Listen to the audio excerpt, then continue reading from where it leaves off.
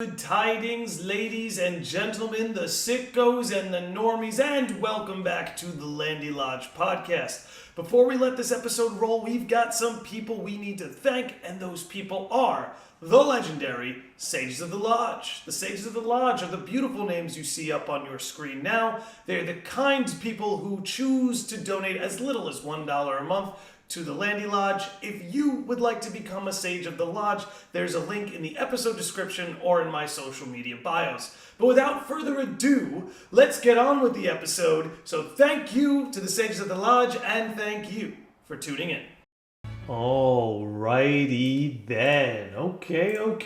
Let's tear this little curtain down. What do you say? There it is. The first live guest in Landy Lodge history is our man Jasheeshh. What's up, everybody? How we doing? Josh, what's going on, Saturday. dude? As always, thank you for doing this. You know you're always welcome in the lodge. But listen, before we start talking all things Final Fantasy, want to give the people a quick spiel about who you are and where they can find you. Alrighty, guys. What's up, everyone? My name is Josh, or I go by Jasheeshh online. I'm a variety streamer with a huge focus on RPGs. Even more of a crucial importance in surrounding Kingdom Hearts. I recently just did a massive rebranding to my entire Twitch. It's a complete, just original thing. We have this thing called the Wayfinder's Homeland. It's a wonderful place to be. You are always welcome in this area. It's a safe space for you to be yourself, no matter how you identify, no matter your race, anything. We love you. We love everyone. It's a good place to be. So yeah, that's what we're all about. We're all about good vibes, good times, good energy, and yeah. Dude, and I could vouch for you. You know, I've hung out in your streams quite a lot. It's always a good time. It's always a very welcome place. I see Charlotte, the best mod in the game, is recommending we turn up our volumes a little bit. So I'm just going to go ahead and do that. All right. Thank you. All right, so look, we got a lot of Final Fantasy to talk about. There are three big things on the horizon, a couple supplementary things coming up.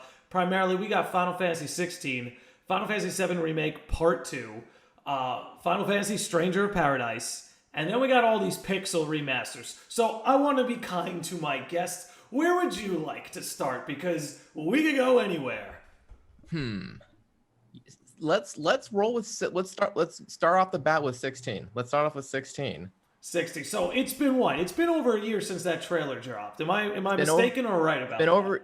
It's been about a little over a year since the trailer dropped, and then overall it's been a whole 10 years or more, since we've had a new original numbered entry story.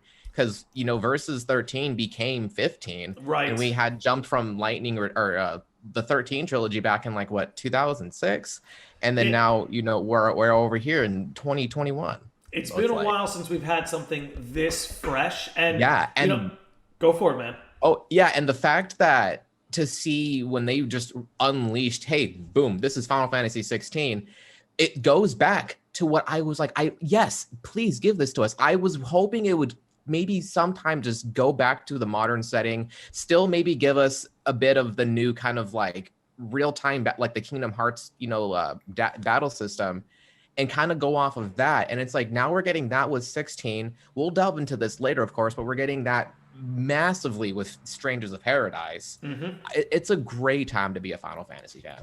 Well, I gotta say, I really love how they're not straying from doing their own thing. One of the things that's always great about Final Fantasy is no Final Fantasy is the same. Every single numbered title is a unique experience unto itself. But it's kind of cool to see them, in the case of 16, go, hey, I really like what the Devil May Cry team is doing.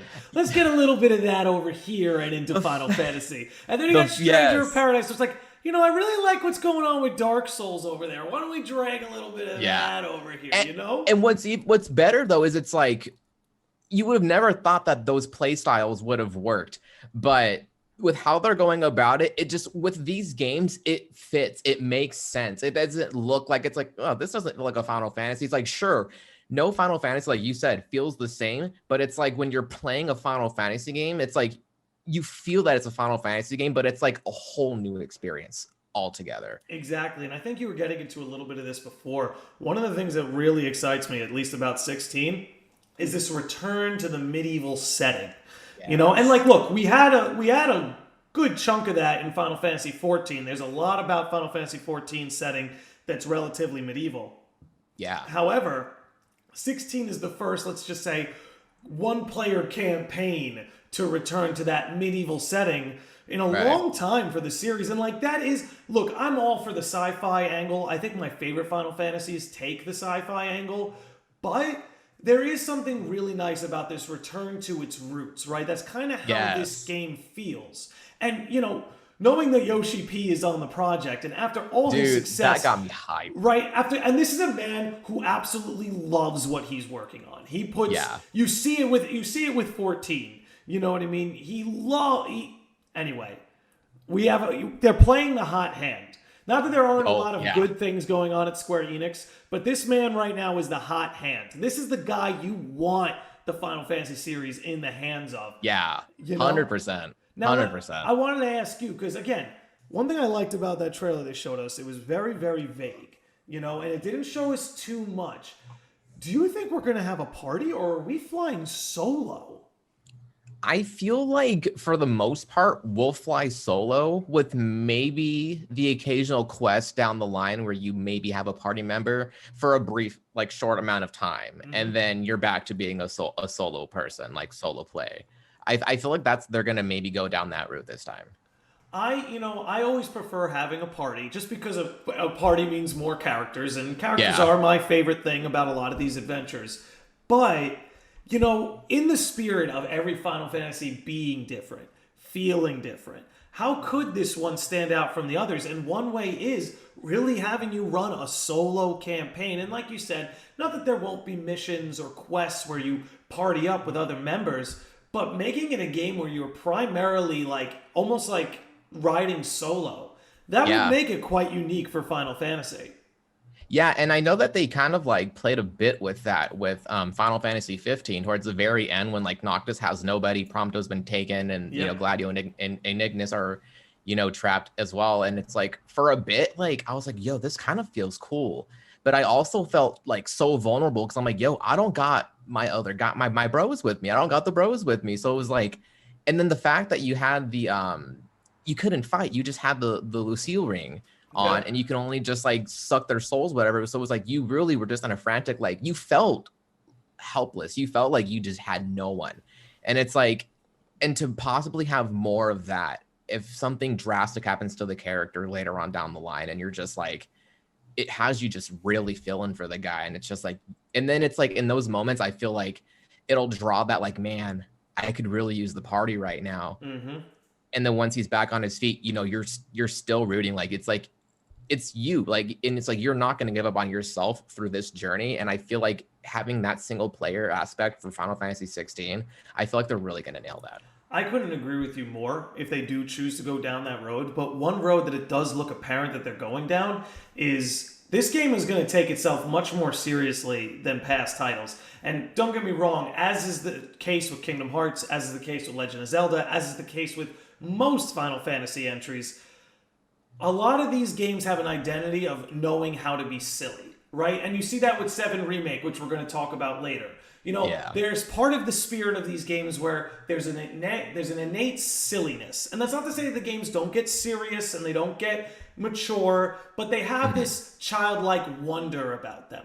When I look at 16, that's not there. This is a different flavor. It's a different flavor than 15, 14, 13, everything that we've seen. This seems to be one that's, at least from the trailer's perspective, is embodying a tone that's more mature and more dark than the series has seen in a long time. I went on about that, like when I reacted to that like live on my stream, I was like, and especially like I can tell that it was such early development, and what they were just showing was like, hey, this is what we're working on. Get fucking hyped, because we're not gonna give you any more juice until it's either near completion or it's completed, and we're just polishing it now for perfection. And I lost my train of thought. You're good, bro. You're good, bro. What was I going on about again? Oh, reacting to the yes. I noticed that there was like blood particles, like when Ifrit was, it looked like he was just tearing someone. When it looked like someone just got their whole face just slashed, and then blood went all over that kid. I'm like, I think you're gonna. I was like, yo, I saw that and I go, this is not Final Fantasy. And then my head clicks and goes, the only other Final Fantasy that was this gritty and dark was Type 0. So I'm like, we're probably going to have a mainline number that's mature. Aren't you a big fan of Type 0? Is that you? Am I thinking of the right guy? Yeah, I love Type dude. 0. Dude, I've never played it, Zero. so I don't know. Is that something worth getting exciting about, that this might have a Type 0? 100%. Like, you gotta be kidding me. Like the Type 0 franchise, it has like, it's crazy because it has like a very large like cast of characters, and it's like normally that would feel overwhelming, but it's very memorable. You really get to like know like the characters, how they work. You get to like choose your favorites and stuff, and you get to like level them all up, take them out on adventures and stuff. It has wonderful dungeons, boss encounters, super great narrative. The ending had me in tears, dude. Like I was bawling by the end of the game. And then they teased what was gonna, I'm gonna zip my mouth, but what they teased, what could have been like the possible type next, that freaking Tabata's no longer at Square, so I don't think we're gonna get that. It bums me out. But I would definitely say that it is definitely worth getting into, and it has a very great usage of like the Fabula Nova Crystallis mythos as well. Like it really goes into it, which I am a fan of. Oh, go ahead. Yeah, especially with that one little resemblance that is being compared to the Daybreak Town Clock Tower, and then the I forget whose it is. I think it's like the grand like person at the school's like his like mirror or like his window. It's in the exact same shape and format as the Daybreak Town one. Really? Wait, you haven't seen this? I think you've sent me something like this before, but I can't like picture the Type 0 clock off the top of my head. If it's just like the Kingdom Hearts one, that is interesting. But correct me if I'm wrong, Final Fantasy XVI is not going to follow the Fabula Nova Crystallis. Am I right about that? No, but it does bring back the whole like Legend of the Crystals, like with 9 and like the previous you games. know, there seems to be like a base lore that ties all the Final Fantasies together. This is what allows chocobos and like Moogles to always perpetually exist. So there always seems to be a base level lore that seems to exist. And yeah, you're right to say that the crystals have always been like at the center of it. But, you know, I've done a pretty good job of not spoiling myself on anything for that game. Yeah. You know, I know that the website is up and there's like character bios and stuff like that, but I've got to be honest, I'm not interested. I want to go in as blind as I can. Like I'm going to watch trailers, you know what I mean? But I want to try and go in as blind as I can. Do you kind of share that sentiment, or have you like 100%. Perused that website a lot? Like, wait, my bad. My brain went off track. We're talking about Type 0 still, right? No, I was talking about 16. Oh, 6, my bad. 16. I actually have not gone on the website at all. Like with you, I try to go as naked into like the games as possible. Like when oh no, that's why I was thinking about Type 0, because I did that with Type 0. When I bought Final Fantasy 15, it came Type 0 HD, because I was like, oh, this looks cool. I didn't watch a trailer or anything. I was like, you know what? I'm just gonna go into this. If it sucks, it sucks. If it's cool, it's cool. And I got the collector's edition. I was like, you know, I'm gonna go all out. Let's just go all out. And I ended up realizing it came with a Final Fantasy 15 demo. And I was like, oh, whoa. It was, I think it was called like Episode Duske or something like that. And what's it called? And so I was like, okay, well, I'm gonna play that first. So I played that and I was like, okay, cool. I noticed that when I played Type 0, going into it with no trailers, just reading about the like plot summary, everything, I was like, this looks cool. Freaking, all I'm gonna say, intro scene starts, you have chocobos killing people getting stabbed off stuff, chocobos eating. I was like, wait, why are the chocobos eating people? Like, what's going on? And then, you know, that makes me think of those like war scenes you wild. saw in the 16 trailer where they're riding the chocobos into battle. Yeah. And then those chocobos in the game, they're called war chocobos. And I was like, cool. Again, very different than what you're used to with your typical Final Fantasy. And I feel like that's kind of what they're going for here. It's weird, right? 100%. It's almost like a return to its roots, but also really but putting their own spin on it. Yeah, really shaking up the bag at the same time. Kind of just keeping it fresh. Exactly. It's worth getting excited over. I know myself, like when it comes to like Final Fantasy VII, which we're going to talk about later, I can't help myself. If a freaking like tweet is made about Final Fantasy VII, I have to know about it. Just because I have these Yeah. prior attachments to the characters, whether it's from OG in the original compilation or this new remake, I have Yeah. these prior attachments to these characters that, a trailer drops, I have to see it right away. News drops, I got to read it right away. Ultimania drops, I Yeah. need the translations right away. With Yeah. 16, I'm not attached to anybody yet. So I'm trying Right. to use that to my advantage. You know what I'm saying? It's like I'm over here like, okay, like I'm waiting for this next trailer. I'm ready to see more, but I'm like, but at the same time, I don't want to watch that trailer. I just want to see what we were only shown. I just want to know the date. Give me a pre-order and let's go from there. And we'll wait till that game comes out. Like part of me doesn't even want to watch this new trailer when it comes out because I want to just be as blind as possible. Well, the good news about that is I believe the director said that when they showcase the next trailer,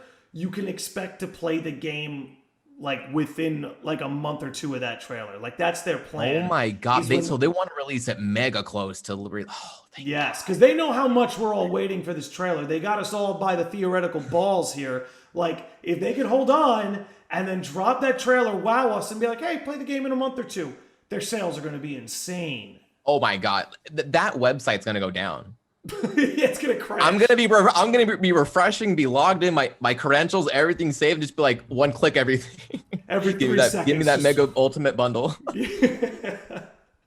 But it's a game worth getting excited about. It's 15, as much as I know I really enjoyed it. I think when I've spoken to you, you also have really enjoyed it. But for all it's worth, there was a hype to it that it could never live up to, just because of the long development times and the whole Versus 13 and the whole Nomura thing. And it was go ahead. and it was like, even though like it came out as 15, sure, it wasn't the same game we were shown. So much changed. It was completely taken out of the Fabula Nova Crystallis, branch. It was like you followed these characters and this development so long. Like you said, it was like you kind of grew an attachment to just watching these cutscenes and gameplay, knowing little to nothing about these characters and where they're from, what they're all about, who might turn on you and be like, because like in the original Final Fantasy, like everyone was supposed to turn on Noctis. It was just basically like, fuck you. But like, no, that almost kind of happened. You saw them kind of going in that direction, but then they came back around when Noctis kind of, realized like, I need to stop acting like a dumb king and realize that this is what I need to do and accept it for what it is. Yep. It was just, it like you said, it had some sort of just like hype to it that like just can't be touched. It can't be touched. And with 16, like there's hype for it, but you're not seeing the kind of hype that you saw for 15, and a lot of that is them being smart. They dropped one trailer a year ago, and they're like, yeah, you'll see the next thing when it's ready. You'll see it when it's polished and ready to be shown off. And there's something about that I love, but at the same time, I also am a sucker for like the drip. Like the little breadcrumbs. Yeah, like just follow me this way for 2 years, little thumb here, and you'll get what you want. And it's like you said, like we're so used to being spoiled with trailers, and then it's like, sure, we end up basically Square showing off the entire game within a trailer, and then we're upset and we're just like, man, stop releasing so many trailers and just put little to nothing. And then they finally do that, and everyone's like, "Frick the hell's the trailer? I need the trailer." So it's like no one can win. No one's ever happy. No, there's no. They want to wait, and then when they have to wait, they don't want to wait. But I won't lie. Again, as much as I love the drip, I hope I see more of this, where it's like, here's your one trailer, and we'll show you the next one when it's time. Please do that with the next Kingdom Hearts game, please. Yes. Don't give us like 4 or 5 trailers and give off the entire ending with the final trailer. Please no. Please don't show us the emotional climax of the game in the trailer.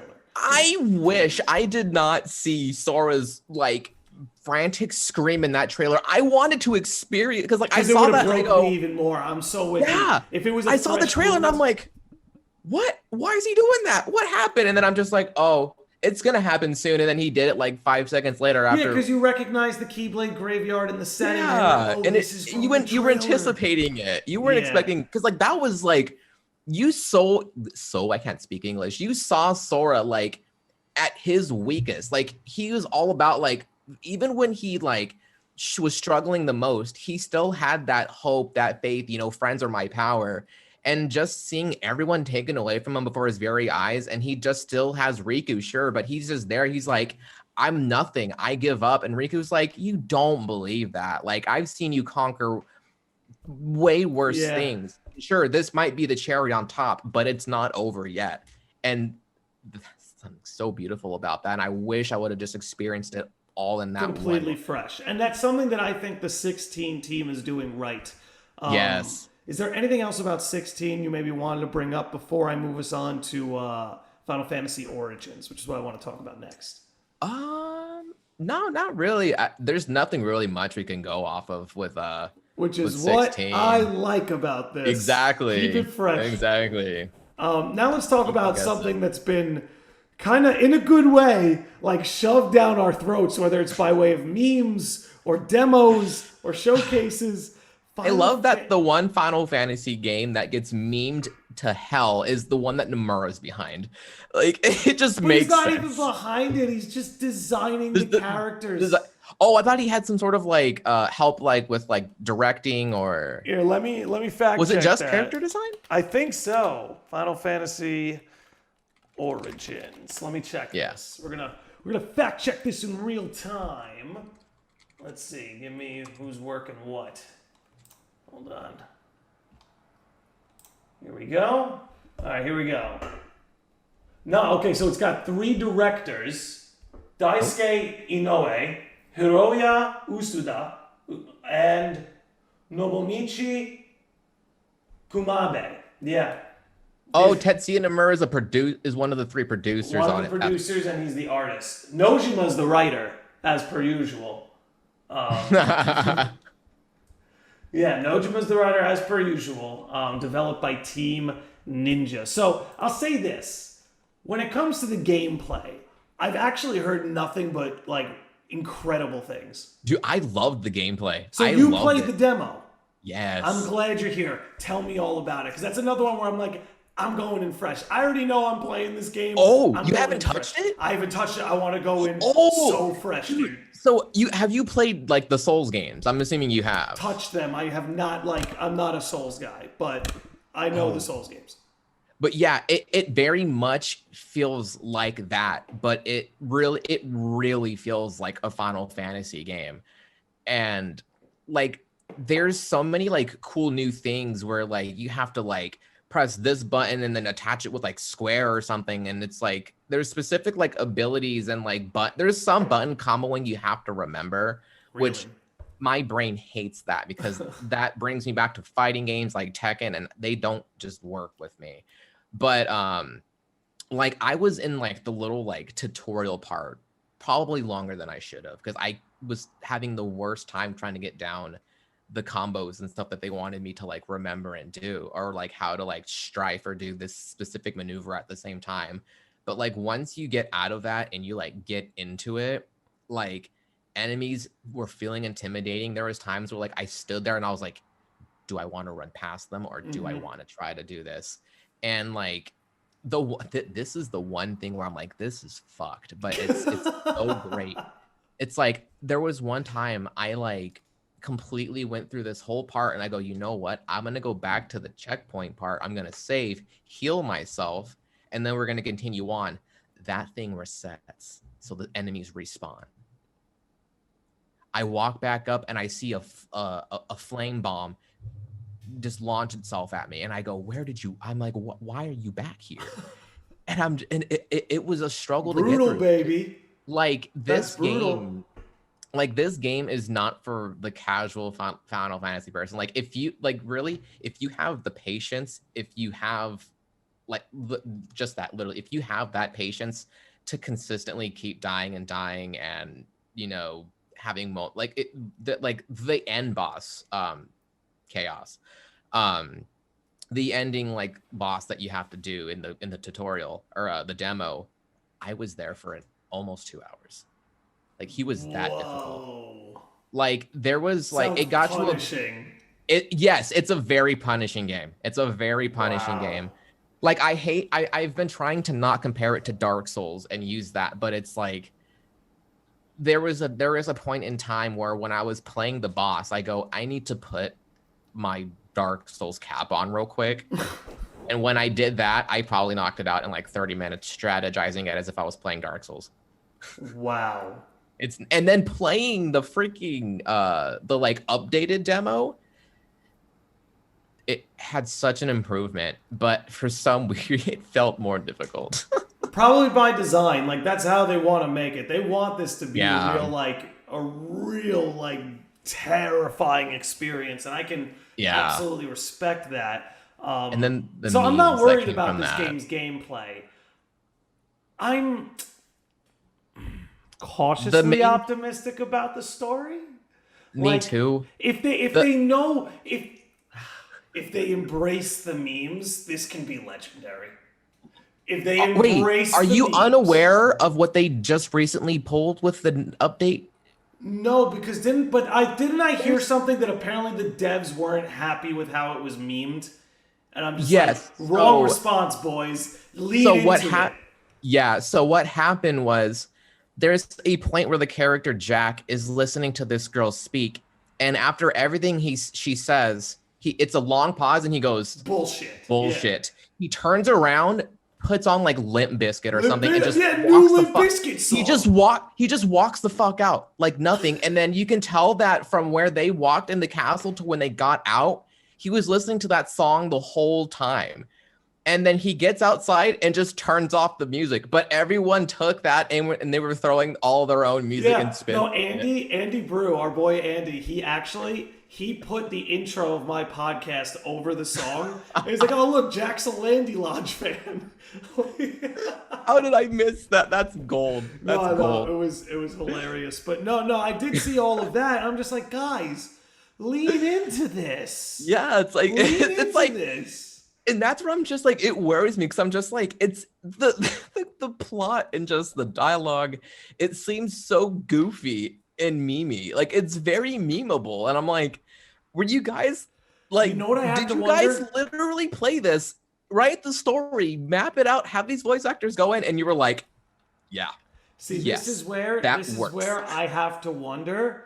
Does the game have an entirely different tone in Japanese? Like, is this just the localization team kind of taking hold? Because I will be I don't know how that the Japanese devs weren't like, Team Ninja is a Japanese company, right? Do I have that right or wrong? Okay. If I have What's that wrong, funny though, somebody is yell like, me in the comics. All I'm saying is, I don't know how you put this guy saying bullshit and a new Limp Bizkit song on his phone and not think you're getting memed. Like, I don't know. Like, I saw, and this was before I saw the meme. So I'm playing it and I hear him go bullshit, and I go, he literally just said, "Are you done?" Okay, and was about to walk off. And then I hear what he puts on, and I'm like, and in at a second, I'm like flustered, literally flustered. I go, this is not real. And I pause the game and I go, he's not listening to this. This is not real. I unpause it and I go, what is this game? Like, that's all I thought. I'm like, what the heck is this game? Like, is this like, I don't know what to, like, and like you said, the narrative and like where it's going, like it makes me nervous. It makes me a little nervous, but I will say some of my favorite games ever have been written by Nojima. So that's what gives me a little hope. And there's something, it's funny, me and my boy Chris, we do the Midgar Minute. We did a bit of a deep dive on Nojima. And you know what? I encourage you to look up his body of work, what series he's worked on, and when he was absent.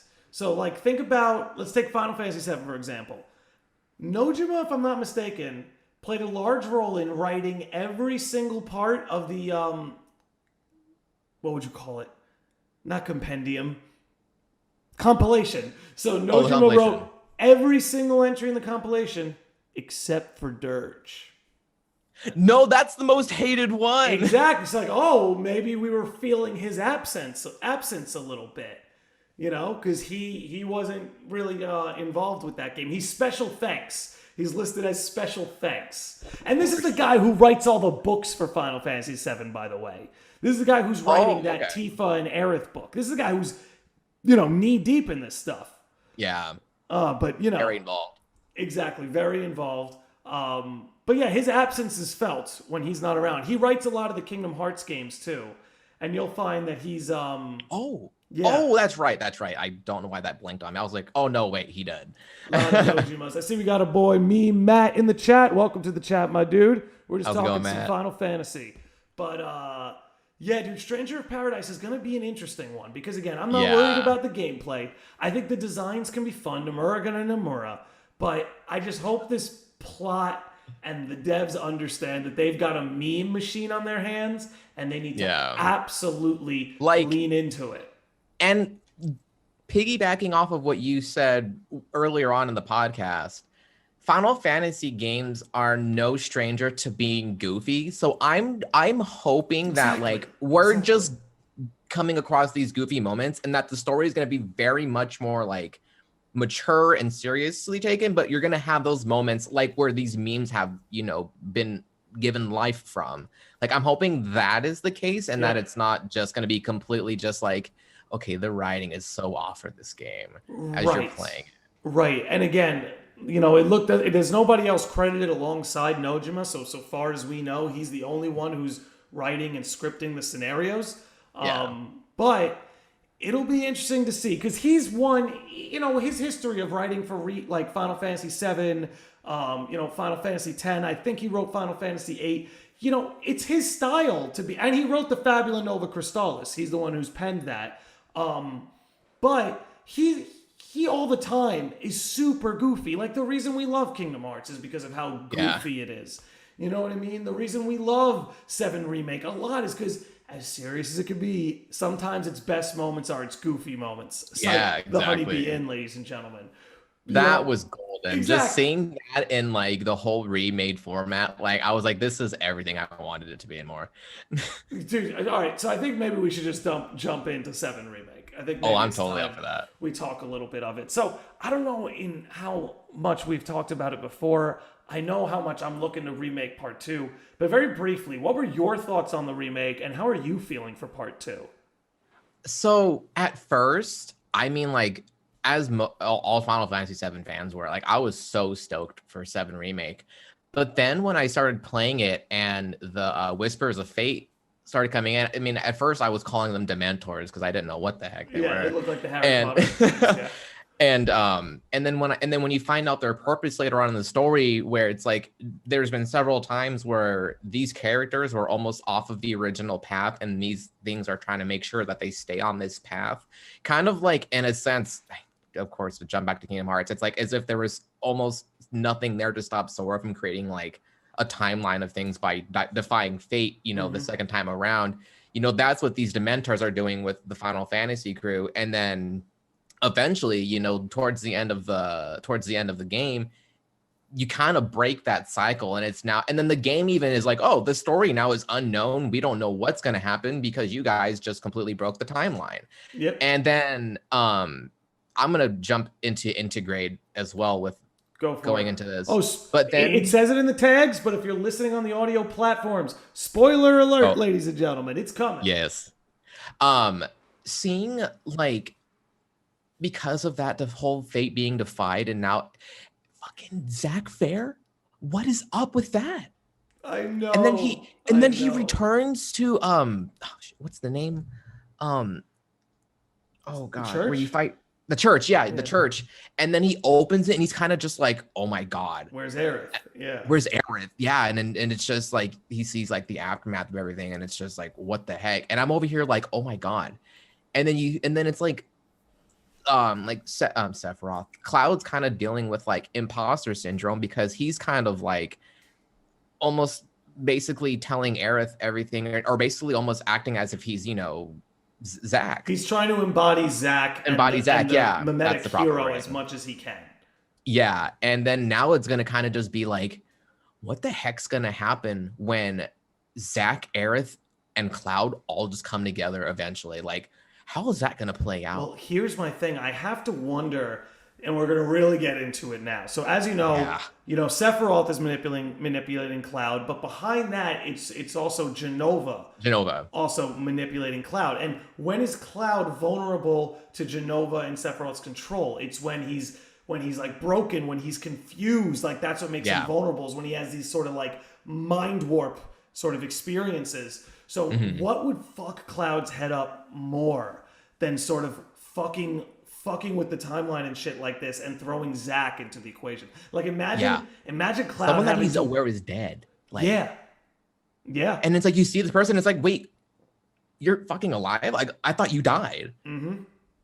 And then Zach's gonna like kind of look at him, and it's gonna be like looking at yourself in the mirror, like you're dressed like me, you have my Buster Sword sort of thing, and I'm like, it's I think about this so much, man. Dude, it's gonna warp his mind a little bit. I can't help but think it's so weird to think what's part of Jenova and Sephiroth's plan and what isn't, right? Because, Remake ends after you defeat Sephiroth or in the middle of that battle. You see him sort of like absorb all the Whispers, who are the ones who are able of guiding fate and keeping fate in line, And now Sephiroth's gonna absorb this sort of power.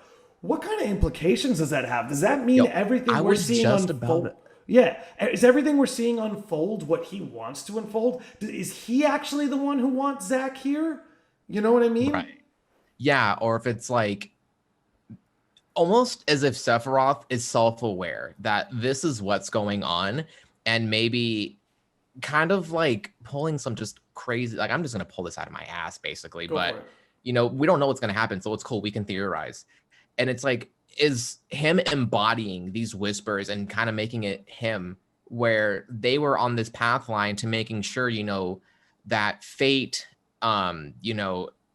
still plays out the way it is, kind of like in Loki with the TVA, making sure that the timeline stays on track. By the way, I think it's funny. I saw some people who thought the Whispers were a tacky idea, but for some reason praised the TVA. And I'm just like, Right. Yeah. That makes no sense. So it's like kind of like that. So it's like, and then it's like they obviously, if there was all the other timelines, they have to go and interfere, from the deviants and making sure that they get back to their proper timeline. So it's like, is Sephiroth going to basically kind of act like that, and he can traverse through different timelines and change things and bring things? Yeah, this is kind of what I'm starting to see, dude. Kind of like branching shit out. Yeah, this is kind of what I'm starting to see, dude, because there's something he says during that final boss fight that I can't unhear. He says to Cloud in the middle of the fight, "Don't underestimate fate, Cloud." Meaning, almost as if to say, like, you think you can just, like, win this boss fight and then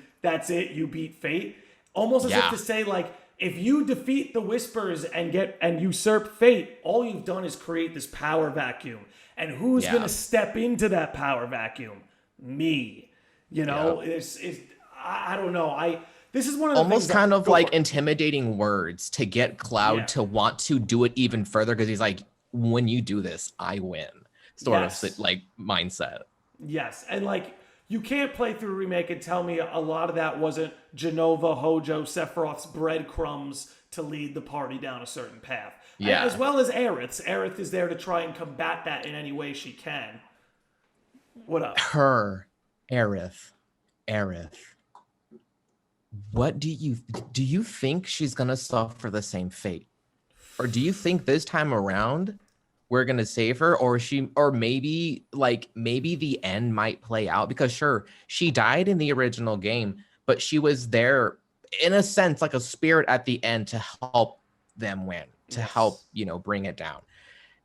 Is it gonna maybe play out some way and she's gonna live throughout the whole game, and then her sacrifice will be that, and it'll kind of end the? Are you thinking the same thing? I've been thinking this for a long time. I've been thinking this for a while, since the our game brains dropped. go so well together. Because you got to think about it, dude. The last thing Sephiroth would do is kill Aerith. That's what screwed him over in the original. That Aerith was there with the planet, able to cast Holy and have that sort of influence. If he has the knowledge of the original, why the hell would he kill Aerith again? Right. That would be a terrible idea. And Cloud had a vision and saw that happen. Mm-hmm. So it's like Sephiroth could be like, "You think I'm gonna do that? You think I'm gonna do that shit again? You think again, bud. Exactly. I'm not dumb." So, but I can't help but think that Aerith is going to suffer the same fate. But I think the difference is it will be at her own will, like Like of a her own, self-sacrifice. like a like something truly like that. Because there's something she says in that dream sequence in Remake where she's basically like, "Hey, we really need to cherish these moments we have together."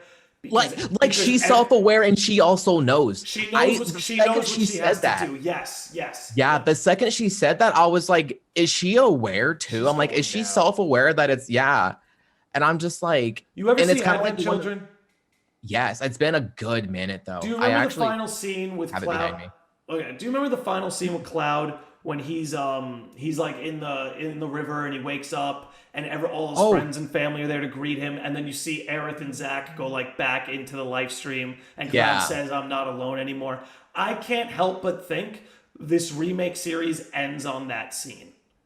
Like completely ends on that scene. I think that's where we're going. Oh my god! I think Aerith and Zack both make a self-sacrifice. I think that's their redemption. I think they're still going to die. But I think it's on their own terms. I got chills from that. I got chills from just picturing that. Dude, because I would love that. Everybody that would play in so well. So well. Everybody talks about how death is one of the themes in Final Fantasy VII, and it is. But another one of the themes is the mimetic hero, the idea of being the hero. This is what Zack's entire character arc. I'm Italian. I talk with my hands. What can I say? This is what Zack's entire character arc is about. This mimetic hero, and what do heroes do? They make sacrifices. And I think this is how Aerith and Zack's story is going to end. They will go into the live stream to become guardians of the planet, but it's going to be at a sacrifice made on their own terms. That's just where I see this going. And then it would be even more interesting if like Zack was kind of like shown what happened to him like in the real timeline, kind of like to where he's like also self-aware. And like piggybacking off of what you said, to where it's like they already know that this is going to happen, and so where it to be a self-sacrifice is kind of just like, we've accepted this already. Yeah, we're just waiting for it to play out. Exactly, and that is 100% the vibe I get from Aerith.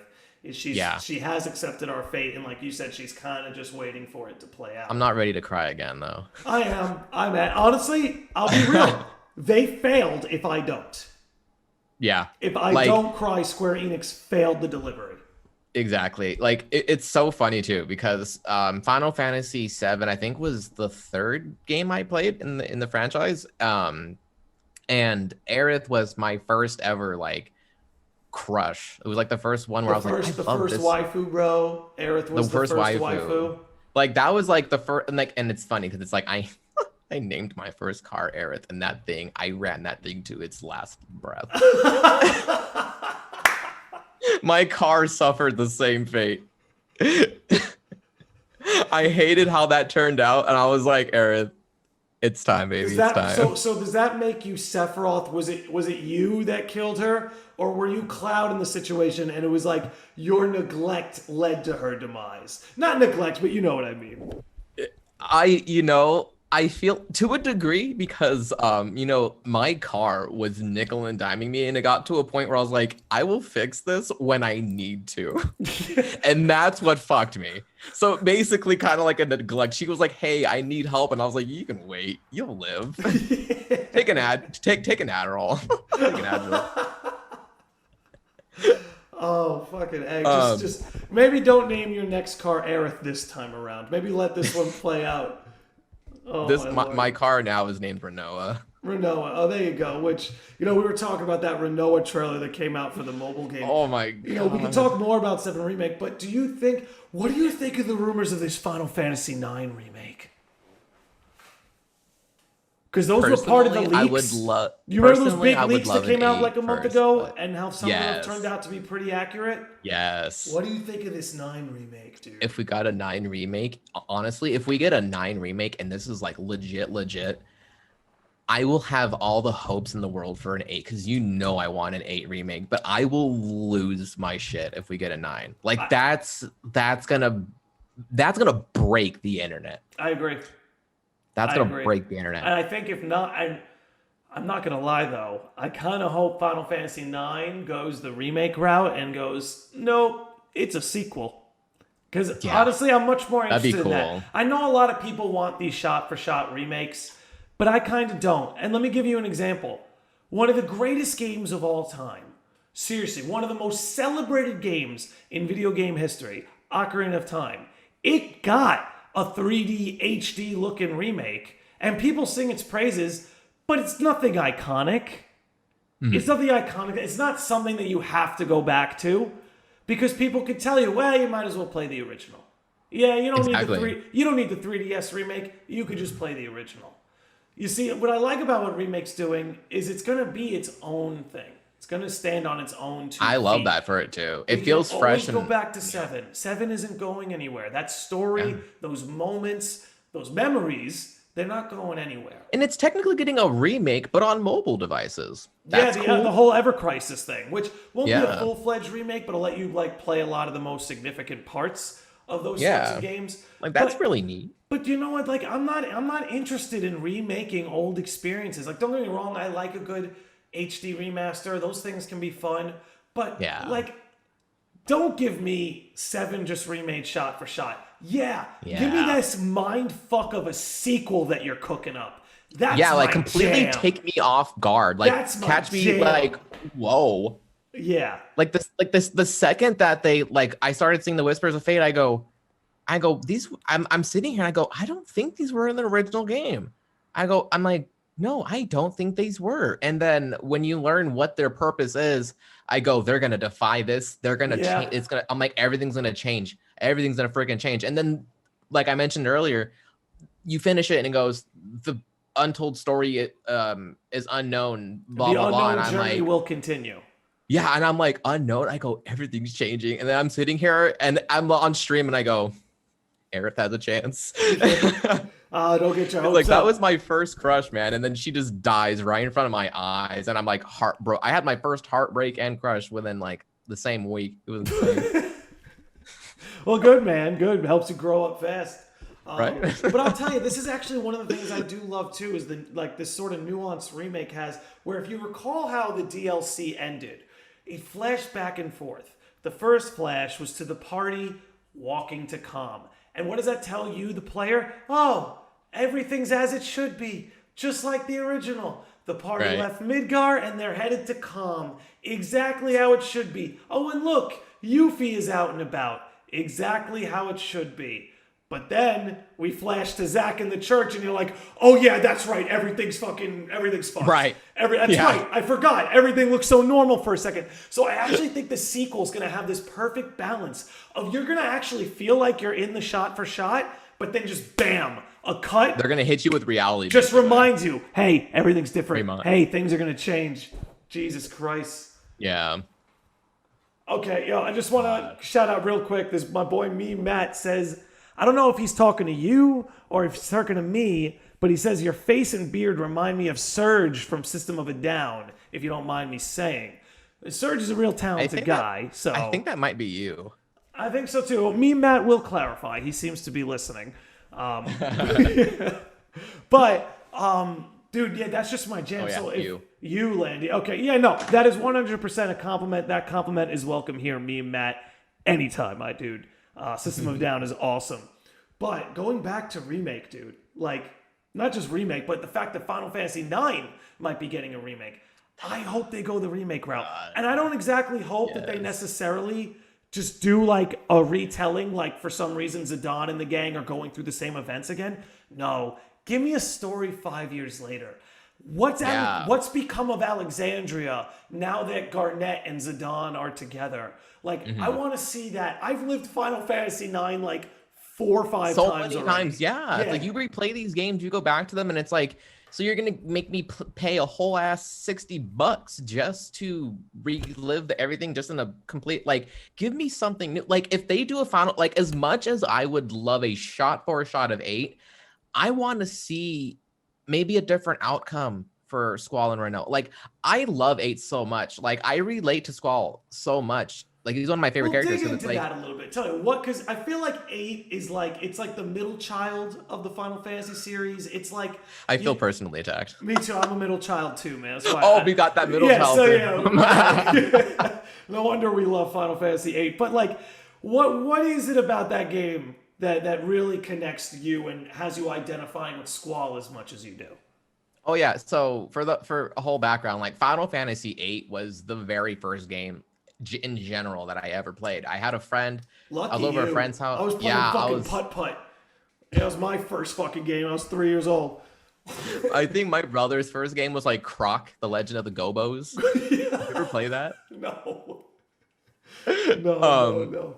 That makes me what's think of all those old games like Pajama Sam and all that shit. oh my That's where god, gaming dude! really began, ladies and gentlemen. It's like you had all these goofy ass games, and they were just the most fun you can have. Oh yeah. But But going back into FF8. yeah. So and his brother was playing this like really cool game, and I was like, oh, this looks super sick. And it was Final Fantasy, I think 3. And I remember when I was like younger, I was living with my grandparents, and I was like, I want to get a PlayStation or game console, and I want Final Fantasy. So one Christmas, we were woken up and were brought out to the living room. PlayStation 1 was right there. We had a little stack of games, and then we hear, this one's for you. This is the latest game that they had for Final Fantasy, and it was Final Fantasy VIII. And I go, my oh, God. cool. And I had the whole strategy guidebook for it and everything. And so I'm over here playing it, and my grandfather had to help me a lot through these games and like reading the strategy guides. And he's the reason why I like was able to understand this draw system that like everyone fucking hates. And but it was like for me personally, like for me it has one of the best like soundtracks. Like it's like any song comes on, my ears perk up. I get into this serotonin just like head bobble and just like I'm having a good time. It has one of my favorite like world designs and like art directions for sure. I really was like impressed with it like at its time. I felt like the main cast was very likable for sure. I would agree. I love the main Yeah. cast. I liked because like with I think it was Final Fantasy VII that introduced like the CGI cutscenes. Yes. And I liked with Final Fantasy VIII, they tried doing like what like most games these days have like perfected, and doing like a transition between CG and gameplay. Like they for its time, I felt like it really served well. Like there was even some instances in the CG cutscenes, like the CG cutscenes were like kind of like pre-rendered and playing in the background while you played it. And I was like, I see what they're trying to do here. I felt like it was really, really cool. But with Squall, like he was this character that was just so closed off and was very like reserved. And throughout the narrative, he matures, and you see like slowly like why he's so like withdrawn, and you see him grow and become more like a vulnerable person. And growing up, I very much relate to that. I was very closed off, self-reserved. I kind of just kept to myself. And then as I got older, I learned that like feelings were okay. Like I tried being this like tough, like, oh, no feelings. Putting up the front. Putting up the front, yeah. And then I remembered I ended up replaying through Final Fantasy VIII at an older age, of course. And this was like where when your brain is more developed and you're able to like really pick those things out that you maybe wouldn't do when you're like 6-7 years old, right? And be able to like really point out characters like how they are and relating, and just everything about like what you observe within a game, the narrative, soundtrack, art style, so on and so forth.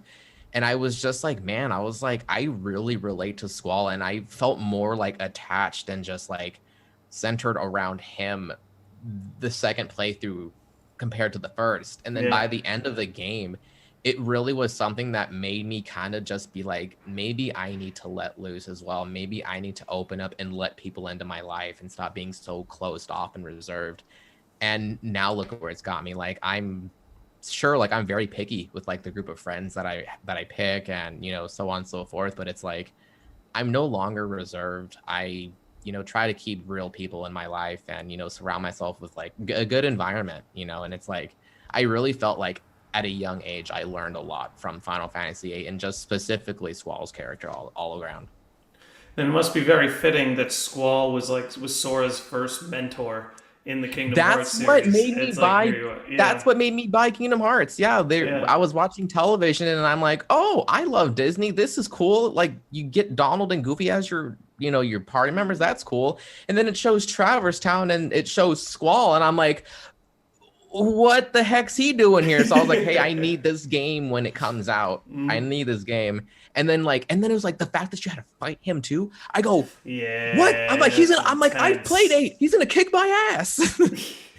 It was such a and cool it was cool experience. to see him. It was cool to see him like self-realized in that art style and in that those 3D Yeah. graphics. You know what I mean? It don't even get me started on Kingdom Hearts 3 Squall. I was like, look at this man. Yeah, no, that's Ooh, I yeah, was like, dude. where's that remake, man? Yeah, give it to us. You got the character Yeah, modeled see, out they have the already. character models. They could build it out, but that's like the future of Final Fantasy looks bright. I think that's where we're kind of coming Yeah, here. Like, there's no shortage of 100%. things for us to talk about. Like whether it's the Stranger of Paradise, whether it's Final Fantasy VII Remake Part 2, whether it's Final Fantasy 16, whether it's the rumored Final Fantasy 9 remake / sequel, whether that has the implications for the Final Fantasy 8 sequel. That and like these pixel remasters, which I think are such a good idea. The price That's tag, so cool. price tag's a little confusing if I do say so myself, but Like, dude, everyone should play Final Fantasy VI. I'm going to say it right now. oh yeah, That's a game I 100%. need to replay because I haven't played it since probably my freshman year of college. That's when I had like a Final Fantasy binge like my freshman year. Oh of hell college. yeah. Yeah. So I haven't. When played I was that able to since like then. have money to get games, I was buying like any Final Fantasy that was in my way. As long as I have the console and I can play it, I was getting it. Yeah, I used a very nasty E word in my dorm room, but we'll talk. Oh. We'll talk more about that nasty E word when we're not Yeah. on the airwaves. But, I mean, what?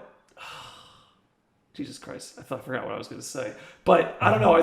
Did 1 through 6? Were there any of those Final Fantasies you've gotten around to? Because I think just out of sheer timing, a lot of modern fans like myself and yourself today haven't touched a lot of those. Like, I'll be honest, I've touched nothing 5 and before. I mean, I played Final Fantasy 1, but between 2 and 5, I've not touched any of them.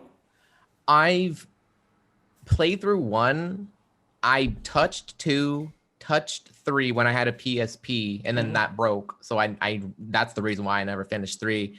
And then on Steam, I actually purchased 4 and then like the DLC, the After Years. Yeah. I played through that. Like that's honestly one of I love that Final Fantasy. That one was really, really cool. 5, I can't say whether I touched it or not. I can't remember. And then 6 is really like where like my feet and toes were just dipped fully in, and then from that on, like I just got deeper into the water. Oof.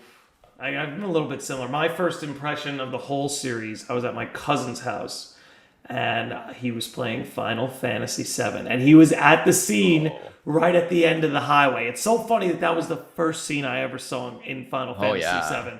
Was that must scene. have really caught your attention. Oh, it got my attention. I will say, in my young 6, 7-year-old mind, I think I was around that age, the thing that caught my eye the most was that you could name the characters. And and he was naming the characters after some of us. He named Red 13 after his dog Cody, and I saw that. I was like, wow, that looks amazing, and I'll never forget this. And I think I still have it somewhere buried in my shit. But I went home that night, and I got out like a marble notebook, and I drew like a bunch of characters with character sheets. Like, I'd never seen a character sheet in my life. But there was something very trippy going on where, like, just looking at this RPG almost like reverse engineered it into my brain. And I just went home and made these character sheets of me and my friends and like my brothers and cousins. Oh, that's so cool. Yeah, no, it was having grown up and seeing like how similar what I made was to like character sheets for D&D and RPGs. Yeah. It was almost in some ways like this kind of romanticizes it a little bit, but almost like a transcendental experience. Like that there was I love that. some form of the world that reached out to me in that way. And from there I was hooked. I got 7. I couldn't beat the game when I was young. So I came back to it when I was older and pretty much used a walkthrough to get through it. I was like 11 years old. But from 7 I got hooked, and then after 7 I played 9, and after 9 I played 10, and after 10 I went back to 8. And then I kind of just sat on the series until 13 came out. And then after 13, that's when I was like, I'm going to go back to 6. I'm going to go back to 7 and all that. And I kind of just stuck to my favorites until recent history. To pick off 13, another Final Fantasy that's very diverse. What do you think about Final Fantasy 13? So, I've only played the first one, and I've seen the cutscenes a total of one time for 13.2 and Okay. Lightning Returns.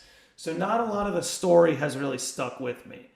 But I will Okay. say this: 13's combat is a lot better than people give it credit for. 13's I love the combat for Me it. too. I think the combat is absolutely solid. I'm eager to play it again. I am going to play through the whole trilogy again, probably live stream it. Oh, Well, I not will be again, there. but play through it. You know what I mean? Yeah. Look, I think it gets a lot of hate unfairly. I think where it deserves all of the criticisms is for being a hallway simulator and for like no hub worlds, the NPCs Yeah. being nothing but just visual aesthetic. Like It's incredibly linear. it's incredible, like linear to such a horrible degree, right? Because there's seven remake linear where it's linear, but the world is so alive, and there's all these places you can go, and there's all these Yeah. NPCs to interact with. Whereas with 13, like it's You're all just down a stale. straight narrow path. It's all Yeah. and all the anything that isn't a playable character is stale.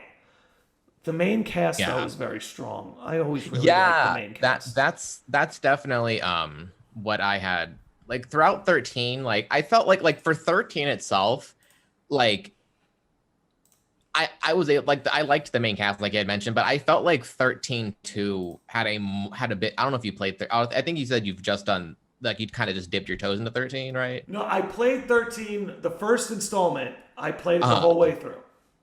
Okay. So I played all the way through 13, but 13.2 and Lightning Returns I haven't played, but I saw the Okay. cutscenes once. They haven't really stuck with me. So it's like, I Yeah. like Final Fantasy 13, but I never played the full trilogy, and I would like to one day. Yeah, I felt like 13 2 definitely had a like more tolerable main cast. Personally, out of Lightning Returns 13 2 and then 13, I this one's my favorite OST. It was probably the better one out of the three for sure.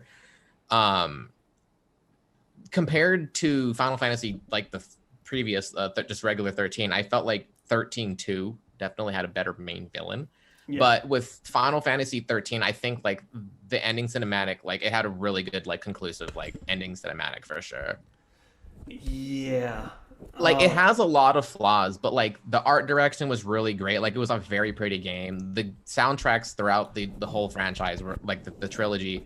I felt like they were really neat. They had, some of them are just super like relaxing and chill and just very kind of just like I listen to the 13 soundtrack a lot, like when I'm just relaxing, more so like the more chill. Bro, I track. still listen to the battle theme from 13 when I'm working It's out. so It's such good. a banger. It's so good, dude. It's such a And banger, dude.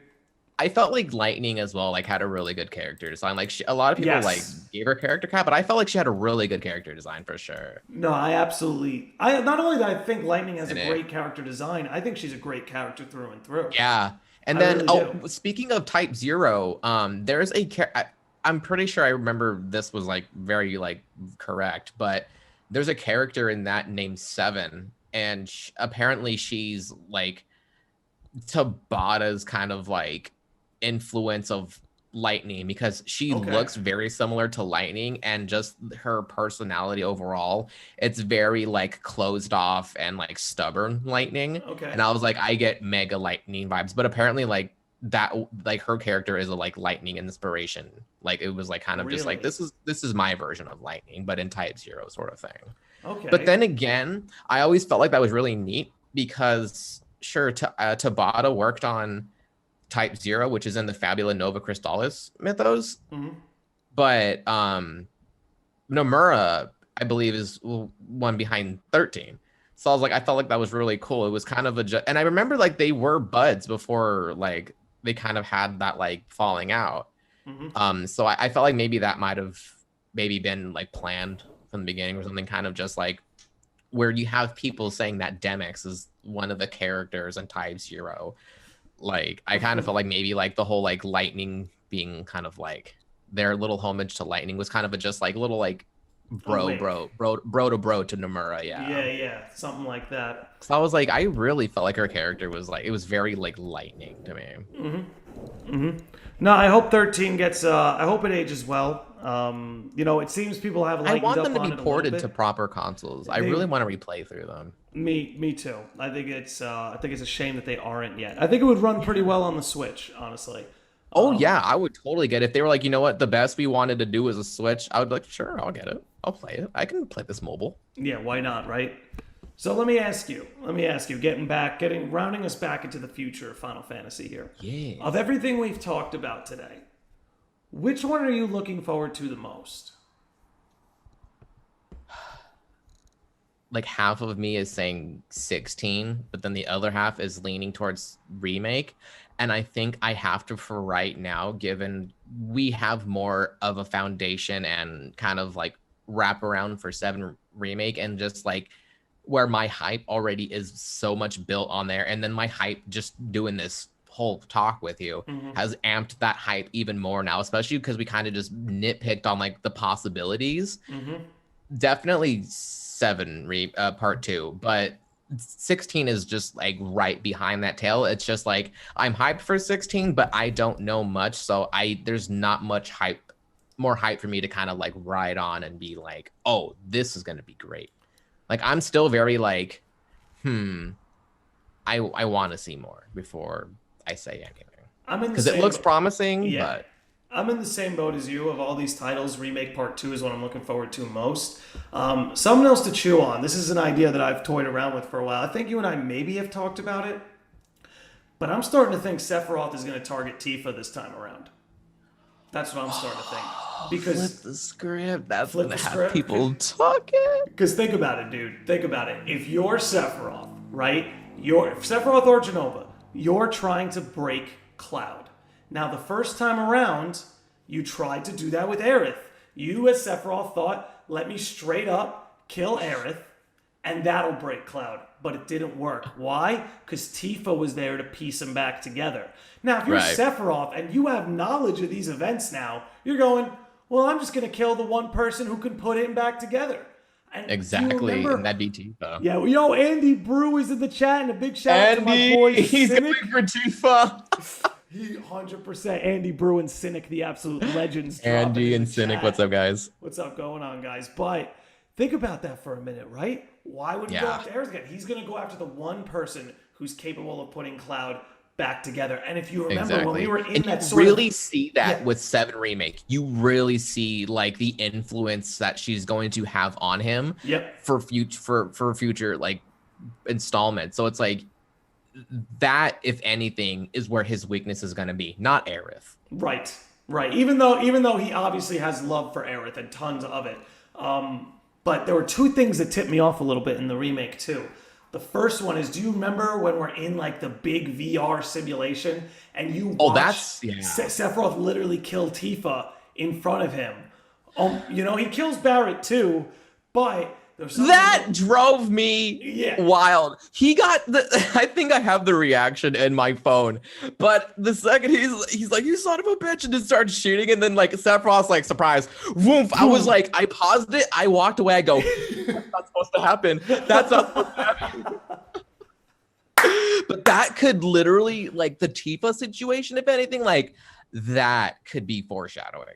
That and I couldn't help but feel this was foreshadowing a little bit. Where do you remember? I don't remember the numbered chapter it was, but it's after Don Corneo sends you through the floor and you crash down in the sewers. You're Cloud. You wake up and you have this ominous choice of go to Tifa or go to Aerith.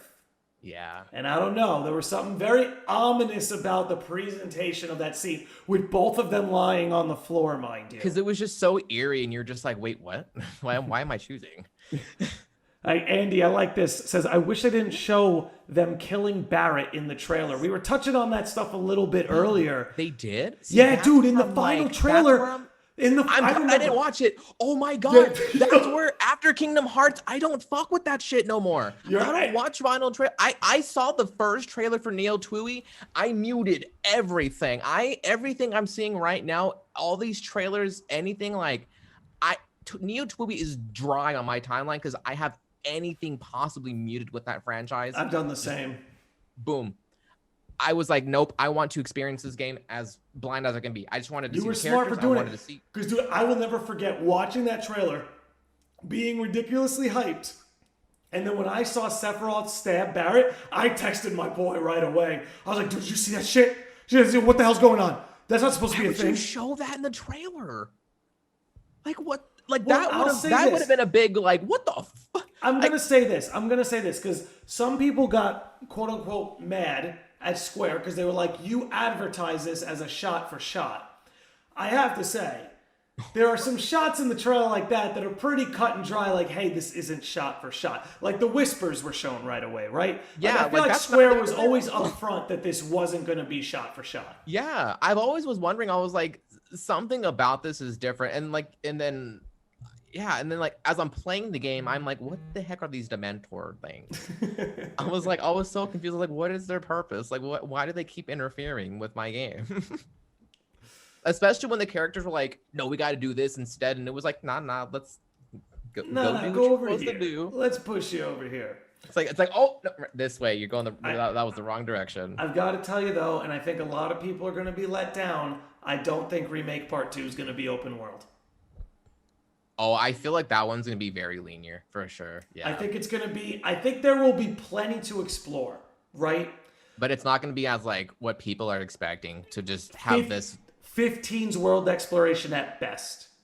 Yeah. That's what I say, is you get 15... Like that's getting lucky. Yes, I would agree. But I don't think you get open world. I think what you're going to get, and this is what Midgar was really like a trial run for, you're going to get hub worlds. And you're going to go from hub world to hub world. Yeah. You know what I mean? I don't see them trying to flesh out some full-on open world.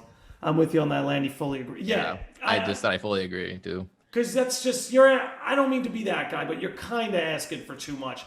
Open world back on the PlayStation 1 is a lot different than open world on PlayStation 5. And not only that, if you haven't noticed, most open world games, you notice the coincidence, most of them happen to take place in a post-apocalyptic world. Right? Yeah. It's like so that the world is barren but not for no reason. And I'm not complaining. Breath of the Wild's one of my favorite games ever. It's post-apocalyptic. But the reason they do that is because that's the only real way you're going to get some kind of open world, is if it's post-apocalyptic and relatively barren. And that's not what Gaia is. That's not what the world of Final Fantasy VII is. It's not a barren post-apocalyptic world. If anything, it's a world at the peak of its technological advancement. Exactly. You know, it's a whole other animal. So I just don't see that happening. Yeah, I feel like people are like, they saw like this potential with Remake Part 1, and they're like, you know what? This will be on next-gen consoles. And then seeing what we got with Integrate, they're thinking, oh, they're really going to go out. And I feel like you said, people are going to set expectations that are just unrealistic. Yeah. And you're going to have people review bombing, saying that we were promised something that they never even said. Yeah. It's you'll see. You're going to have that crowd for sure. There's no escaping that crowd. There are some people out there who always find something to complain about, right? But as far as Remake is concerned, you know, even though it's not going to be an open world, I'm fine with it if all these hub worlds are as fun to explore as Midgar was. Yeah, because like Midgar was pretty like juicy for what it was. There were a lot of different districts, and like all the sort of different districts felt different. You know what I mean? Yeah. Especially like and then each district for the most part had like a specific enemy type in that area. So it's like you weren't fighting the same thing when you were going around all of Midgar. What did you think about the battle mechanics they added in Integrate? Like those sort of team attacks and that sort of stuff. I like it. Kind of reminded me of 15, and I really liked that. It seemed like they were combining 7 Remake with 15. Yeah, and it worked well. They did it really good. Yeah, I really loved that.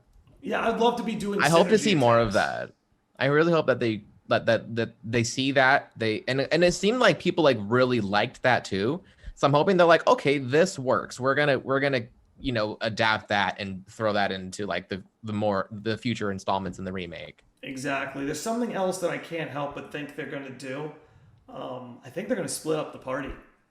Because if you notice the way Remake does things, first of all, I think we go from party of 3 to party of 4. throughout the whole thing. I think the party gets upgraded a member. Instead of parties of 3, you're going to have a party of 4. But I think they're going to split up the party, because one of my complaints about the original, which, surprise, it's not a perfect game, but one of my complaints about the original is, like, you get all these party members, you end up using 3 or 4 of them, and the rest just ride the bench. And if you notice, like, in Remake, your party is traveling the open world with you. It's not like in the original when they all just dissolve into Cloud and you run around as just the Cloud sprite. In Remake, the party is out there with you. So what are you going to do when you have a party of 8 people? When Sid and Vincent and Yuffie and Kate Sith and everybody come along? You're just going to be walking around with like a crowd of 8? No, I think they're going to end up splitting up the party. I can't shake that feeling. Like, it would feel too overwhelming. And it was like, and honestly, like you mentioned, like, they really aren't going to get used. And for the most part, when we had extra party members, I only really like remembered or like chose to switch if like one of my characters was running low on health, or maybe I wasn't paying attention and they died, or unless it was like a forced battle, like the Tifa battle towards the end, or making you play as Bear. Like, it's like, unless you're forcing me to play as these characters, it's like, I'm really going to kind of just stick to like one, maybe the most. Exactly. You're going to end up gravitating to the ones you like better, as opposed that to... too. Yeah, because like when we had like Aerith in the party and like we had like a full party, I would keep going to Aerith. But like the second she was not there and it was just like Cloud and Tifa, I just stuck to Cloud. Nothing wrong with Tifa. It's just like I love both, but I'm more of a Team Aerith guy. Gotcha. Team Tifa over here. We got Andy Brew says, yeah, it would suck not to utilize everybody. I only use Tifa in red. Gotcha. Yeah, my party's I usually either stick to... Tifa kicked ass, though. I loved her battle style. Sorry to interrupt, but I loved her battles. Look, let's just talk about that. I think one of the coolest things Remake had going for it was, depending on what party member you were playing at, it made the game feel different. Like when you play as Tifa, you were playing a beat 'em up. When you play as Cloud, I loved her play style. It was so fun. And you could switch to Barret and you could play as a shooter, or you could switch to Cloud and play as your action RPG swordsman. It changed up the play style. Like, it felt like the traditional, but it was like the character you were with. It was like you embodied just a bit of that like game style, like you said, a shooter, a beat 'em up, a sword character. Like, the game never got it kept old. it fresh. Yeah. It kept it fresh. Yeah, it was always just something to keep your mind like, all right, we're gaming. Exactly. And this is what brings something a step up from turn-based, right? Like, I've got nothing against turn-based combat. Persona 5 Royal might be my favorite RPG ever. It's turn-based combat. It's so good. But I much prefer action RPG, because I think there's more to it. I think that helps a game stay fresh. Because, like, look, take Persona 5, for example. You got the first 2 party members, right? You got, Joker and Morgana. They handle the same. The moves might be different, but the act of playing as them feels exactly the same. Yeah, especially when you get Ryuji and... no spoilers. I know there's somebody in here, and he's playing it for the first time, so let's be... oh, shit! Yeah. So I forgot! Yeah, so let's be on the rest of Persona 5. But... Oh, yeah. But can you imagine? Persona 5 Strikers gave that open fighting world. Absolutely, Cybertech. Good to see you in here. Yes, bro. I was just about to mention that too, because like, so I never finished 5. I ended up watching it because someone came in my chat and just spilled the beans on the twist. And so I was like, well, shit. And so it made it hard for me to sit there and play it. So I just watched all the cutscenes, and I'm currently playing Strikers, and I was like, oh, this wasn't spoiled for me. I didn't realize that this was completely just like, it wasn't a turn-based game. And I go, oh, whoa, what the heck's going on? I'm having a blast. I'm having a blast with it. It's so fun. It is a lot of fun, but going into Remake, hey, Andy, you can stick around if you want. We're not going to bring it up again. But I'm not going into spoilers. If you're going to dip and catch the VOD, it was good for you to drop in here. Strikers is a time. Damn right it is, Charlotte. It's so fun, Charlotte. Yeah, it's so fun. It's so good. But now, you played as Yuffie, right? How'd you like handling Yuffie? Yuffie was so fun. Like the times where there was times where I was like, you know what, I kind of feel like punching someone, and I would switch to Tifa, and you're just like boom, boom, boom, kick, spin kick, and you're just like playing as her character. I really felt like I was like, it was almost like you felt the impact of the punch, like Yes. especially with these headphones on my ears, like they have Dolby Digital surround sound, So you and they're feel noise the canceling. So wow. I feel the oomph, the bass. So it's just like it just adds more of that like immersion, feeling like you're really like in the game. Her playing as her was so freaking fun. Yeah, dude. I It was mean, so I fun. tried to keep my party at Cloud Barrett Tifa throughout all of Remake because, again, just cycling between them all felt so much fun. Aerith is OP as hell. Aerith is OP as Loved hell. playing And, Aerith. like, wow, the amount of things you can. That's what I mean. It's like the combat is so endless and such a genius idea that when you open the command menu, the combat goes to like super slow mo. So it feels turn based, but you're Yes. kind of running on a clock. And On a like clock, yeah. I would challenge myself, right? Because if you need to That strategize, saved me so many times. you could pause the game and think to strategize. But I would love to just open the Yep. command menu and just sit there as things moved at like 1 mile an hour. When my You know, and you're like, all right, I have a decision to make. Let's make it right now. yes, yes, so good, so good. Yeah, and I can only imagine what that's gonna feel like when you add Vincent and you add Sid. And did you think Sonnen in Intermission was just a tech demo for Sid? Dude, I don't know what the hell to think about that. I was like, what is going on right now? Like everything that they just brought in with Integrate, I was like, you guys are wilding out right now. And you Yeah, need to they're out of their relax. minds. Out of their minds. Especially bringing Wes in. I go, okay, we're bringing Durgin. He's a boss. Let's go. What? Yeah, dude. Not to mention, I gotta say, me and my boy would joke about this all the time. We were like, because Remake ended, The Unknown Journey, and we were like, we got faith. We think it's gonna be awesome. But I am a little nervous. And then when we saw that Integrate was gonna focus on Dirge, we were like, so we're still optimistic, but now I'm a little nervous. But we did say, if they could make Dirge cool, I'm no longer worried about the future of the series. And after playing Intermission and them making Nero one of the most like terrifying and like adrenaline pumping bosses Dude, I've yeah. ever faced, I was like, I am not worried anymore. That drove me so crazy. I was like, I will Yeah. beat your ass. But it was like, when you beat it, you were like, okay, they are going hard going with this. so Like, they are hard. putting everything into this. So hard. Andy's dipping out because he doesn't want fucking I thought Andy beat Intermission. spoilers. Yeah, Andy, thanks for coming, but you get on that shit, dude. Find a way to get a PS5, man. You will love Intermission. For some weird reason, I thought Andy played it. Dang. Yeah. Yeah, I mean, dude, it's a shame, dude, that people can't get their hands on a PS5 even to this freaking It's day. so hard. Yeah. 'Cause, like, don't even know. after a while, my girlfriend was like, let's try to get one for the living room. And especially because like she plays this stuff as well. And she's gonna start Recom tomorrow. Oh, nice. And yeah, so we're gonna that's gonna be fun. Yeah, Charlotte just started Kingdom Hearts 2 yesterday. Yes, that's what's up. Yeah, dude. That's what's up. The game that hooks everybody is what I call it. Once Oh, you yeah. play through Kingdom Hearts 2, you're like, yeah, I'll play more Kingdom Hearts. Kingdom Hearts fun. I'll play more too. Let's go back. Cybertech says, gotta love scalpers. Those fucking bitches. Right? Listen, Those fucking bitches. For real though, no. Something's gotta be done, and I think I have a solution for this. So, and this isn't my idea. I picked this up from somewhere, I just can't remember where. Why not just prioritize pre-orders by PlayStation account activity? Oh. If they ordered a pre-order a PlayStation, Similar? what's Where up? you had to like, weren't they doing something similar like that? Where like you had to like you had to be signed in on your PlayStation account and it would register like that to the PlayStation.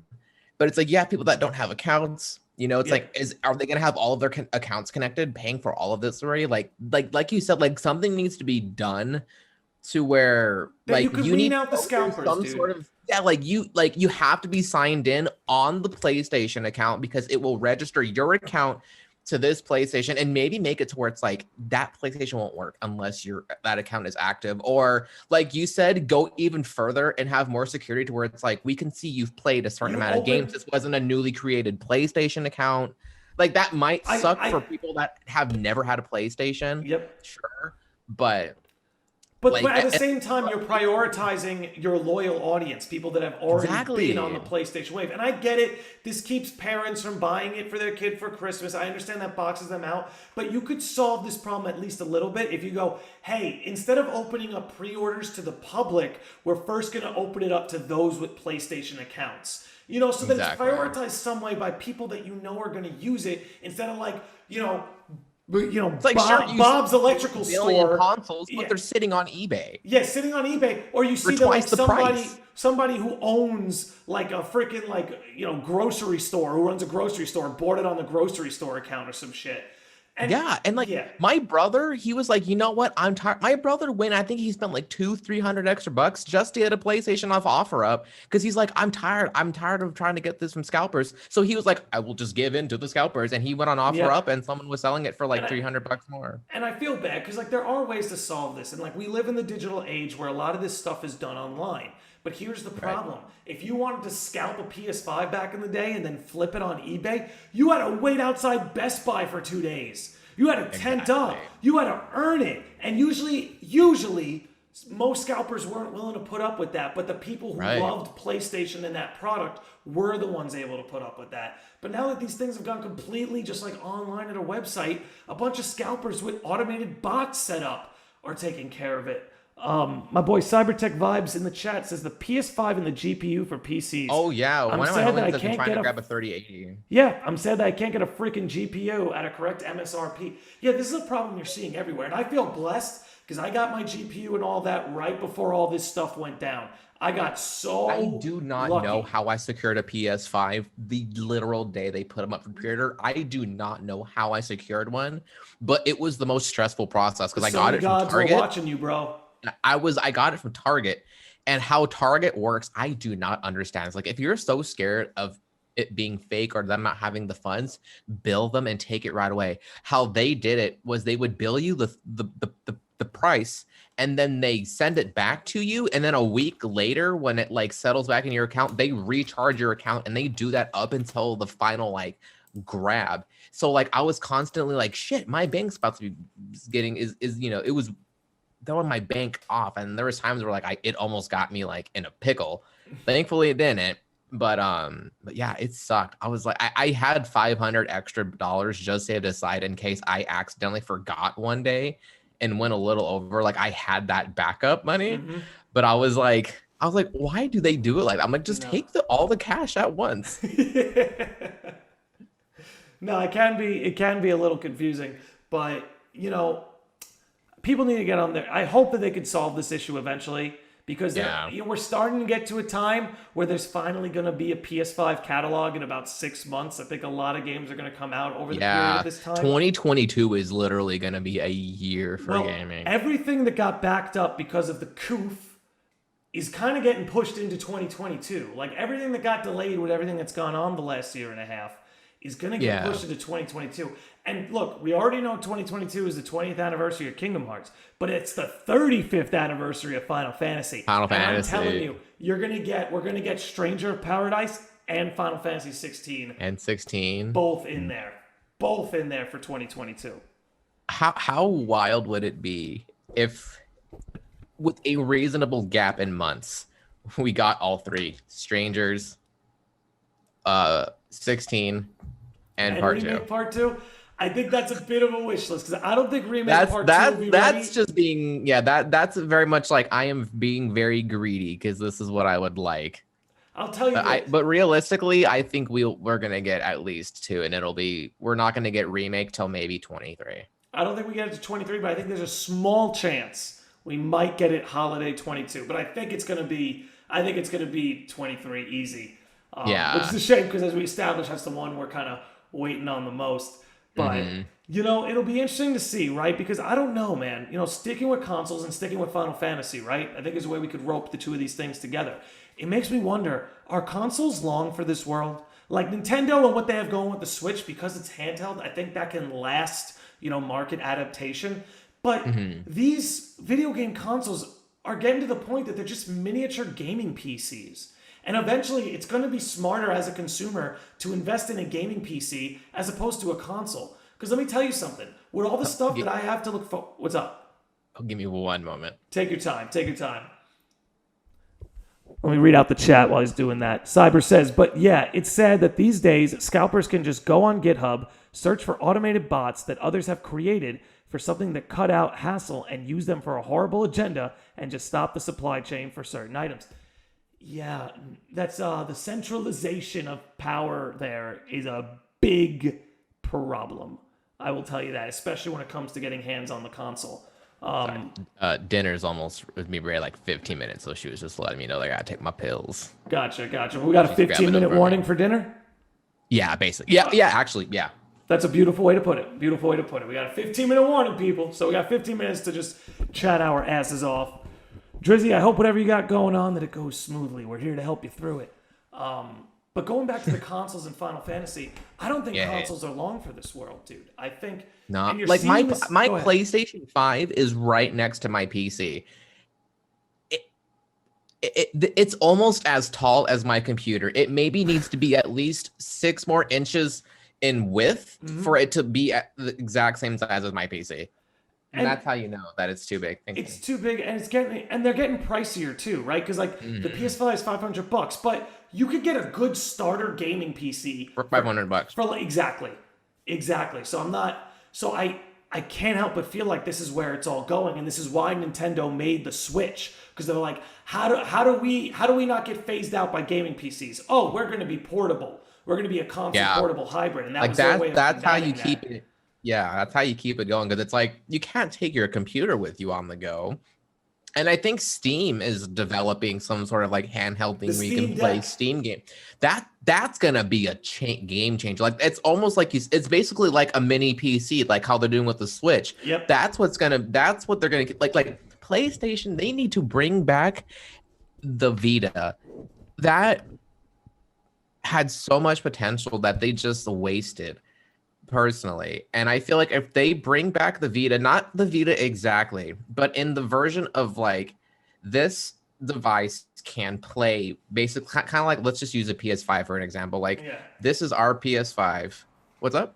No, I'm just saying, Cyber and both Drizzy says he misses the PSP, but Cyber over here says, yo, the Vita was the best handheld system ever.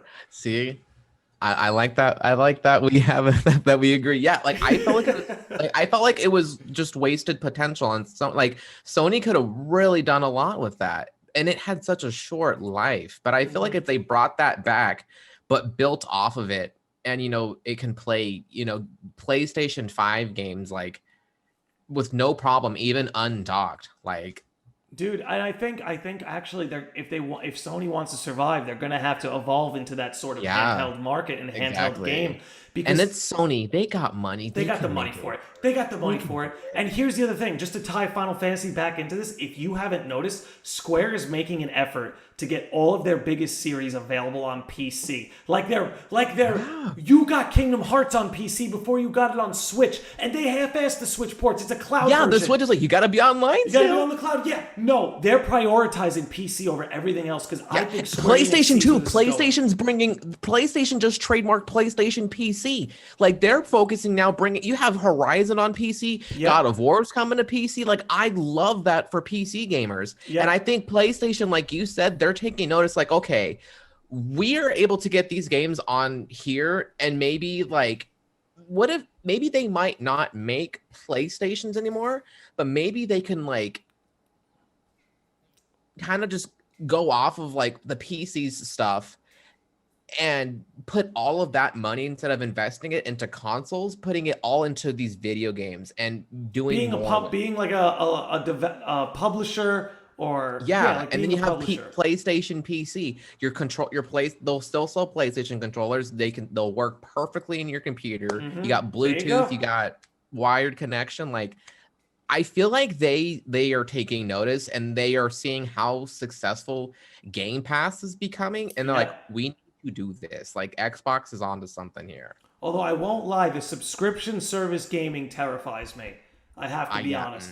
It terrifies me because. You got to think about it, right? Xbox. But I think it's also like, you don't have our console, but we're going to still sort of make you give us money on top of buying our games. Exactly. Sort of situation. Exactly. So, I don't know. we have to see if consoles are or are not long for this world. It looks like Square Enix is ready to adapt. I'm willing to bet Final Fantasy XVI will be ready on PC day one.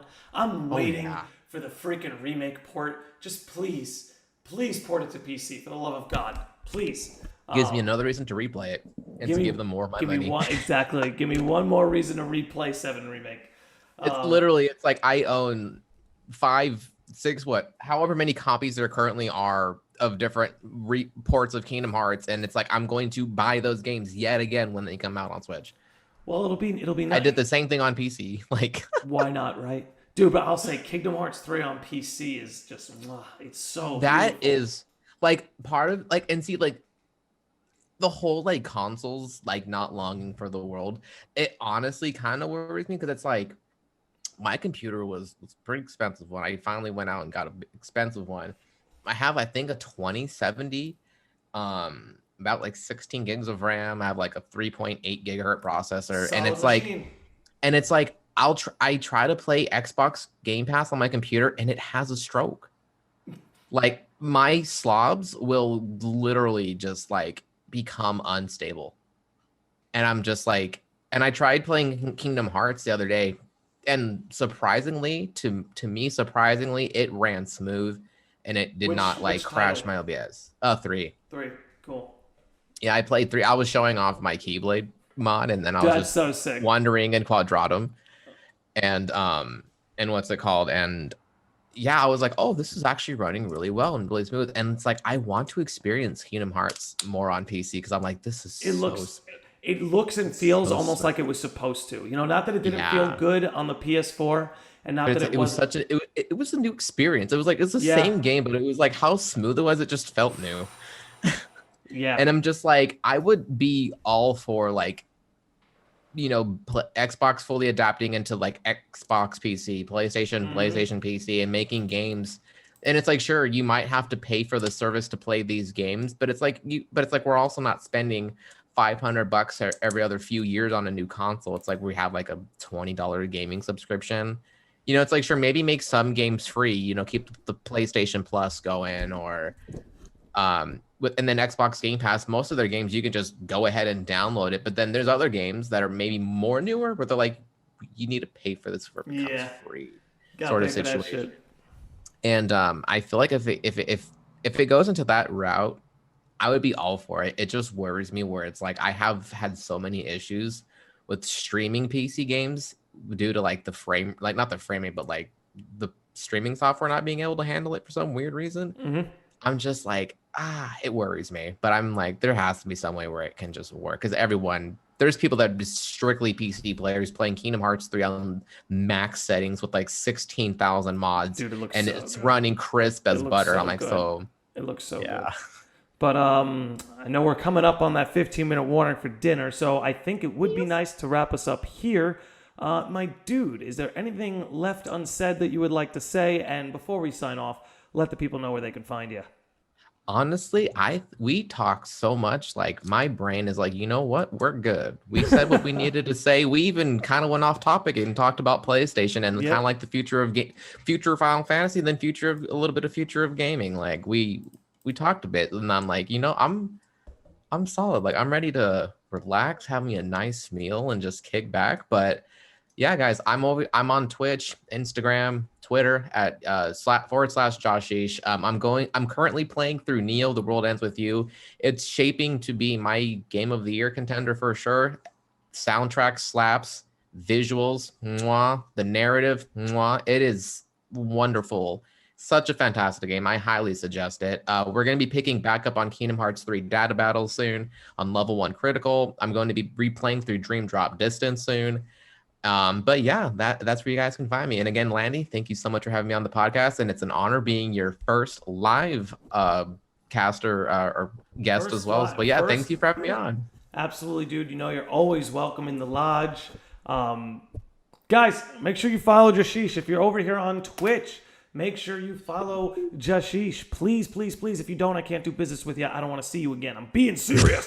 Follow Jasheeshh. Dude, thanks for being my first live guest. This was, as much as it was episode 105, this was also, in many ways, a test run. We're going to start live streaming on YouTube as well, both gaming Oh. and the podcast. So this was just a test run to see where you get it done.